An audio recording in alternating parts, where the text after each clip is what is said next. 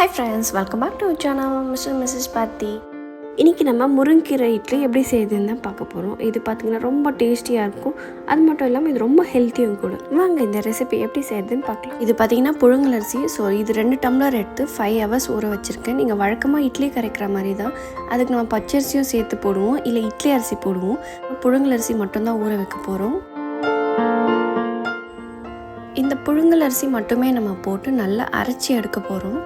சரி வாங்க நம்ம கிரைண்டர் ஆன் பண்ணி அரைக்க ஸ்டார்ட் பண்ணிடலாம்.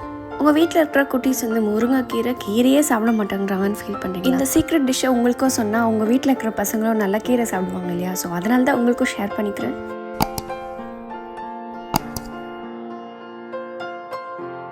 ஒரு சிலதெல்லாம் நம்ம அரைக்க போகிறோம், அரைச்சி எடுத்துக்கலாம். உங்களால் எவ்வளோ முடியுமோ அவ்வளோ தேங்காய் போடுங்க, நல்லா டேஸ்ட்டாக இருக்கும். கொஞ்சமாக மஞ்சத்தூள், 2 காஞ்ச மிளகா காரத்தை பொறுத்து ஆட் பண்ணிக்கோங்க. கொஞ்சம் போல் பெருங்காயம், கொஞ்சமாக கல்லுப்பு நான் மிக்சியில் மட்டும்தான் ஆட் பண்ணேன். ஸோ இந்த மாவில் வந்து நான் ஆட் பண்ணலை.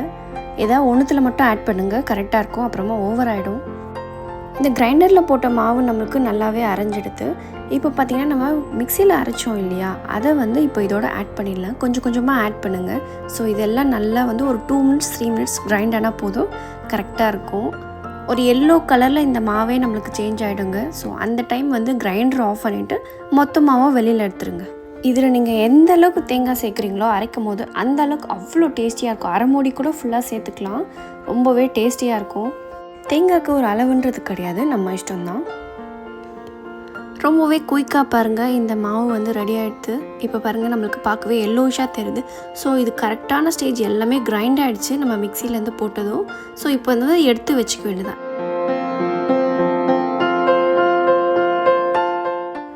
இந்த மாவோட ஸ்பெஷாலிட்டி என்னென்னு பார்த்தீங்கன்னா, இதை அரைச்சதுமே நம்ம இட்லியோ இல்லை தோசையோ போட்டு சாப்பிட்ற வேண்டியது தான். இது வந்து பொங்கி வரணும், இதுக்கு வந்து இவ்வளோ நேரம் ஊறணும், அந்த மாதிரி எந்த ஒரு அவசியம் கிடையாது. இந்த டிஷ் பார்த்திங்கன்னா உங்களோட ரெகுலர் டிஷ் இல்லாமல் கொஞ்சம் டிஃப்ரெண்ட்டாக இருக்கும்.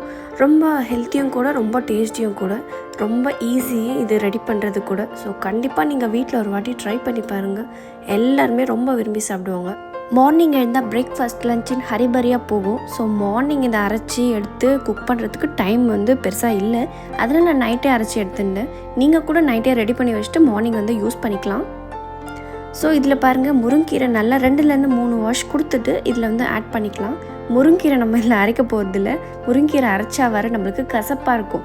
ஸோ முருங்கீரை இந்த மாதிரி மேலோட்டமாக தான் நம்ம போட போகிறோம். போட்டுட்டு மாவில் நல்லா மிக்ஸ் பண்ண முருங்கீரை தோசை மாவில் நல்லாவே மிக்ஸ் ஆகிடும். இந்த முருங்கீரை பார்த்திங்கன்னா அவ்வளோ அயன் கண்டென்ட் இருக்குது. ஸோ கண்டிப்பாக வீக்லி ஒன்ஸாவது முருங்கீரை போட்டு எதனா ஒரு டிஷ் குக் பண்ணுங்கள். இதில் என்ன ஒரு பெனிஃபிட்னு பார்த்தீங்கன்னா, குட்டீஸ்லாம் இந்த கருவேப்பிலை இதெல்லாம் பார்த்திங்கன்னா ஓரமாக எடுத்து வச்சு சாப்பிடுவாங்க. ஸோ அந்த மாதிரி வந்து இந்த முருங்கீரையை வந்து எடுத்து வச்சு அவங்களால சாப்பிட முடியாது. ஏன்னா இது வந்து இட்லியில் ஃபுல்லாக அங்கங்கே இருக்கிறதுனால அவங்க கண்டிப்பாக சேர்த்து தான் சாப்பிட்டாகணும். இது ரொம்ப டேஸ்ட்டாக இருக்கிறதுனால அவங்களுக்கே தெரியாமல் இது கண்டிப்பாக உள்ளே இறங்கிடும். இட்லி குக்கரில் கொஞ்சம் தண்ணி ஊற்றி ஆவி வர வரைக்கும் வெயிட் பண்ணி நம்மளுக்கு எத்தனை இட்லி வேணுமோ அத்தனை தட்டில் கொஞ்சமாக எண்ணெய் தடவி நம்ம அரைச்சி வச்ச மாவு அதில் போட்டுட்டு ஜஸ்ட்டு 10 minutes நம்ம வச்சு எடுத்தோன்னா நமக்கு சூப்பராக இந்த மாதிரி சாஃப்டான இட்லி கிடைக்கும்.